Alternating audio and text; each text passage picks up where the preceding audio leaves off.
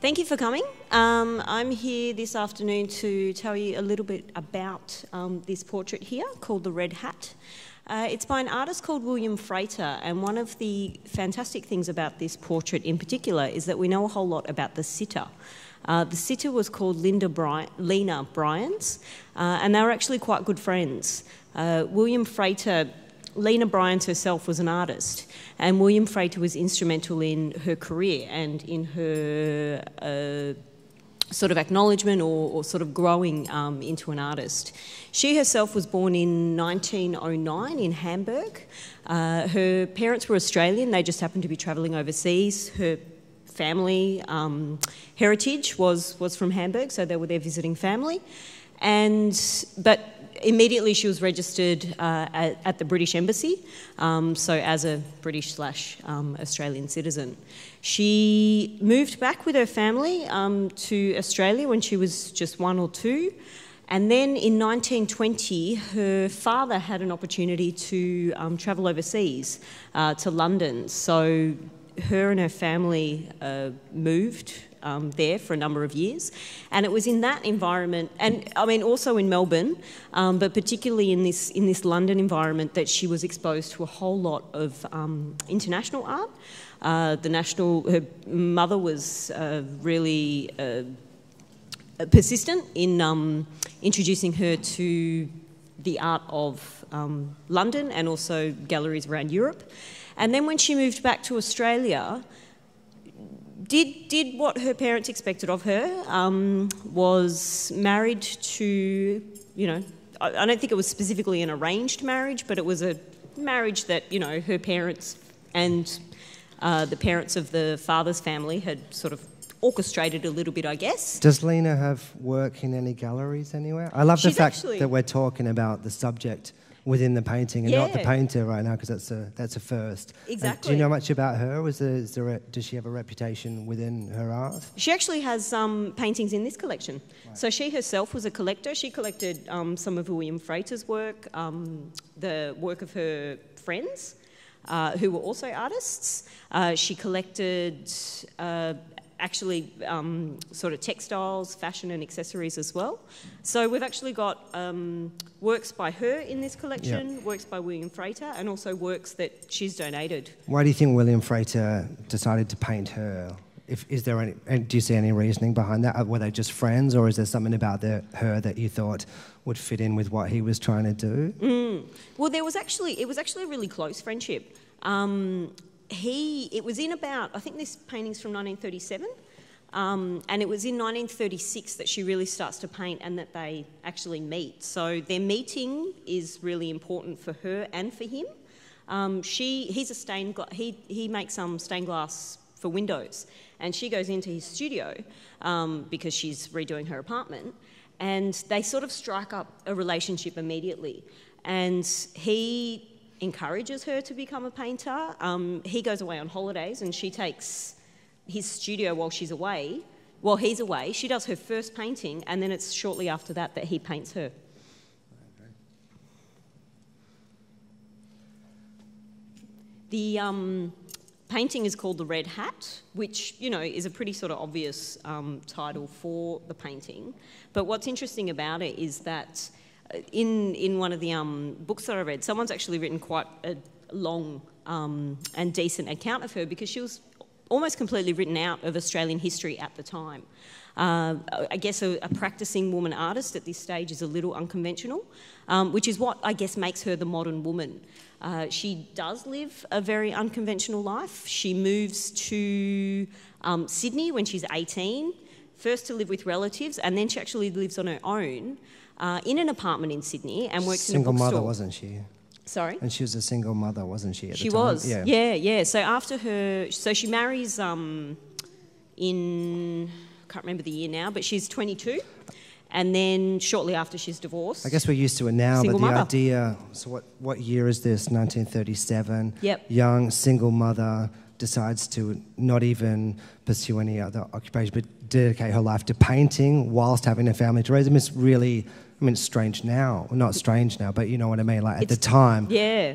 you know, like kind of really off the cuff, but that's kind of why we like her. And it's really great to have a painting of her. Yeah. And there's something so great about so much of the work that happened in Australia 30s and 40s, and people really just like, for the first time, well, not the first time, but just really going against the grain of the norm at the time and just dedicating their lives to their art. So it's great kind of, I'm sure, you know, William himself was like that, but to be painting, you know, one of his friends, you know, at the same time. So it's just really great. It's a great document of like that kind of class coming out at the time, these young artists, you know, and being really dedicated. I like that. Yeah, absolutely. I mean, she's completely unconventional. I think her mum visits her once after she sort of goes off on this other road, because she's not completely dismissed from her family, but it's considered so different to the way that they're living their lives and different to the way that they expected her to live hers, that, I mean, it doesn't become completely difficult for her because she has a big community of artists, intellectuals, writers who are her support at this stage. And, you know, William Frater, they're pretty much really, really close friends all the way through their lives. Do you know much about the difference of between Melbourne and Sydney back in this era? Was one of them more, had a bigger artistic community than the other? Do you know? Or were they both on there are artistic communities in both cities. Yeah. And I guess just because, I mean, now travel's so easy, and I mean, then it was possible, but it was just a little bit more difficult then. So people tended to, I guess, stick to their own communities a little bit more. For sure. It's interesting for me because I was like, obviously I knew you were going to talk about William Frater, so I look him up. There's not a lot of information about the guy. About him? Yeah, about him at all, or Lena, or that I could find anyway. So I guess it's the difference between the times is like, you know, he dedicated his life. We're talking about him now. I'm sure he'd be very happy to know that we were, you know what I mean? But there's not a lot known about him, but I guess he was probably just a great example of what was going on at the time in Melbourne, you know? Yeah. And I mean, he was born in Glasgow himself, so he was Scottish. And I guess they had that in common. They were both from, you know, European countries. I mean, I guess, you know, at that stage in Australia, you know, Australia's being built by these, you know, international communities. But they both sort of had this kind of outsider status in common. He actually came to Australia, Melbourne in particular, and was rejected from the National Gallery School of Art. So I think that probably would have had a bit of an impact on him. Sure. And also in the arts community, he was known as a bit of a, not a troublemaker, but, you know, he pushed the boundaries a lot. He didn't just accept things for how they were. And I know he went back to Scotland as well at some point as well and exhibited there. I like that he's from Scotland because this is part of a music program. So many great people that we call great Australian musicians actually were born in Scotland, came in here, Scotland or England. I'm thinking of the Bee Gees, AC/DC, a lot of great artists, and kind of came out here, had their youth or teenage years here, and then kind of left again. You know what I mean? But I just like it. It's great to see the parallel between the two scenes. You know, but I guess that was what a lot of the artistic community was made up of through that era of Australian history. People came out, and you know, people that was. You know, people were raised in other countries and came out here, and this was this strange land where they had to learn their craft, you know, and it's very beautiful. And I think there's sort of a lot of, because, you know, particularly those years, those sort of formative years that, you know, a lot of youth, a lot of energy, a lot of excitement in sort of developing your craft and your skill. Frater was, I think, 25 when he came here, or 20, 25, sort of about that age.